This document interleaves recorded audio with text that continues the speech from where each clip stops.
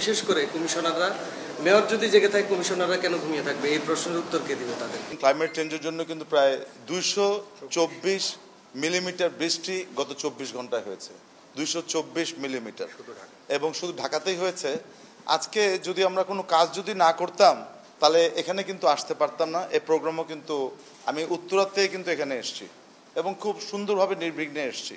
এবং আসার সময় যে জায়গাগুলোকে আগে যেটা সবসময় দেখেছি, নেভি হেডকোয়ার্টারের সামনে কোমর পানি হয়ে থাকতো এবং এখান থেকে মানে 1 দিন 2 দিন 3 দিন 4 দিন 5 দিন পর্যন্ত কিন্তু পাম্প করে কিন্তু আউট করা হতো।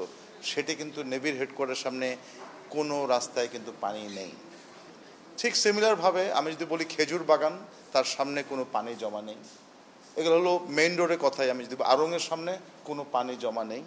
আমাদের যে সবচেয়ে যে চ্যালেঞ্জ যেটা ছিল আমাদের শেওড়া পাড়াতে, এখানে পানি জমছে কিন্তু ওখানে আমাদের কুইক রেসপন্স টিম কিন্তু কাজ করছে, কারণ আমরা জানি কোন কোন জায়গাগুলোতে হটস্পট, এগুলোতে আমাদের কাজগুলো করে কিন্তু পানিগুলোকে নামায় দিয়েছি।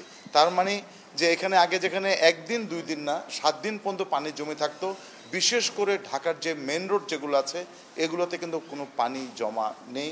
আমি এখান থেকে আমি বলতে পারি এটি শতভাগ পানি নিষ্কাশন হয়েছে ঢাকার মেন রোডগুলোর থেকে, এটা আমি আপনাকে বলতে পারি। নাম্বার 1।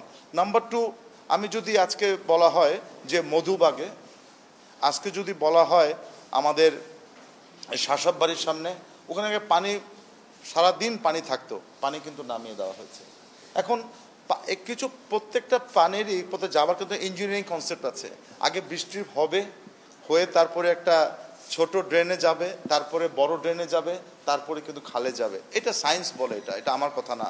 সুতরাং আমাদের কিন্তু সেই সময়টা তো দিতে হবে। বৃষ্টির পানি 224 মিলিমিটার যখন পানি রাস্তায় জমে, এই পানিটাকে নিষ্কাশনের জন্য কিন্তু সেই সময়টা কিন্তু দিতে হবে। কিন্তু সেই সময়টার জন্যই আমরা কাজ করছি।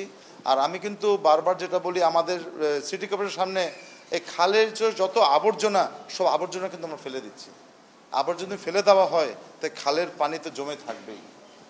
এই জন্য আমরা কুইক রেসপন্স টিম যদি না করতাম তাহলে আমার কাছে আমরা যে 16106-এর মাধ্যমে প্রায় 260টার মতন 281টার মতো কমপ্লেন এসেছে। আমাদের কুইক রেসপন্স টিম এই কাজগুলো করেছে। আজকে যদি সেই 16106 না রাখতাম আর যদি কুইক রেসপন্স টিম না রাখতাম তাহলে তো নগরবাসী তো নাকাল হয়ে যেত, তো নগরবাসী তো মুভ করতে পারতো না। আমাদের ঢাকা উত্তরের আমার কাছে যে মেসেজ এসেছে এবং আমি জিআইএস ম্যাপের মাধ্যমে যেটা দেখেছি যে আমাদের বিশেষ করে মেইন রোডগুলোকে শতভাগ ঠিক আছে। আমরা মিরপুরে কিছু অঞ্চলের জায়গাতে পানি নামছে না, ওখানে বেশ কিছু ডেভেলপার তারা ওখানে কাজ করেছে এবং টোটাল খালটাকে তারা উঁচু করে ফেলেছে, পানি ওই খালে যেতে পারছে না।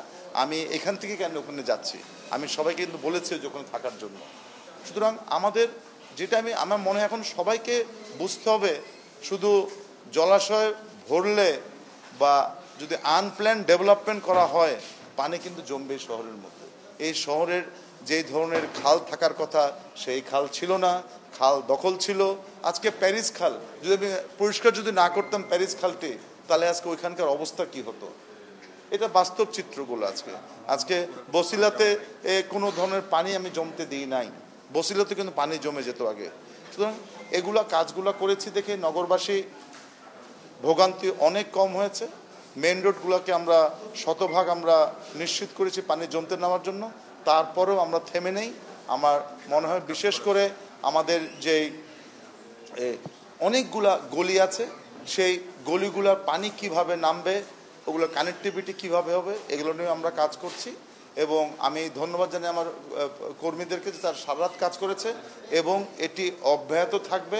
বৃষ্টি যখনই হবে আমরা প্রস্তুত আছি সেই বৃষ্টির পানিকে মোকাবেলা করে একটা সুন্দর নগরবাসীকে যেন জলবদ্ধতা থেকে যেন কোনো ধরনের ভোগান্তি না হয় সেটি উপহার দেওয়ার জন্য। ঢাকা উত্তরের যেসব বাসিন্দারা রয়েছে তারা জানিয়েছে মেয়র যতটা অ্যাক্টিভ ততটা অ্যাক্টিভ মেয়রের টিম না। এই কথাগুলো, এই অভিযোগগুলো একদম সচরাচর আমাদের কাছে করে এবং বিশেষ করে কমিশনাররা, মেয়র যদি জেগে থাকে কমিশনাররা কেন ঘুমিয়ে থাকবে, এই প্রশ্নের উত্তর কে দিবে তাদের? না, এটা তো হলো আমার মনে হয় যে জনপ্রতিনিধি হিসাবে সবাই কিন্তু একটা জবাবদিহিতা থাকবে। কিন্তু যেই জনপ্রতিনিধি যেই ধরনের কাজ করবে তার ফল কিন্তু সে পাবে 5 বছর পর নির্বাচনের পরে। সেই উত্তর কিন্তু জনগণই দিবে, কোন কাউন্সিলর কাজ করে না, কোন মেয়র কাজ করে না এবং কারা কাজ করে না। এটা জনগণের হাতে ছেড়ে দেওয়াটাই আমার মনে হয় সবচেয়ে বড় ব্যাপার হয়। বাট তারপরেও আমি আমাদের কাউন্সিলরদেরকে আমি বলেছি, বিশেষ করে ডেঙ্গুর জন্য 50,000 টাকা করে কিন্তু প্রত্যেক কাউন্সিলরকে দেওয়া হয়েছে, এবং এটি শুধু 1 মাসের জন্য না, প্রত্যেক মাসে মাসে 50,000 টাকা পাবে। এবং কাউন্সিলর থেকে বলেছি জলবদ্ধতা হোক, ডেঙ্গু হোক, এই ব্যাপারে অ্যাওয়ারনেস ক্যাম্পিংগুলো করার জন্য আমরা সেই কাজগুলো আমার মনে হয় আমরা করেছি। আমরা পূর্ব আমি আপনারা দেখেছেন, সবাই তোমরা দেখেছো যে আমি পূর্বাভাসের আগেই আমি আমার সকল টিমকে আমার সকল ধরনের ছুটি কিন্তু আমি ক্যান্সেল করে দিয়েছিলাম।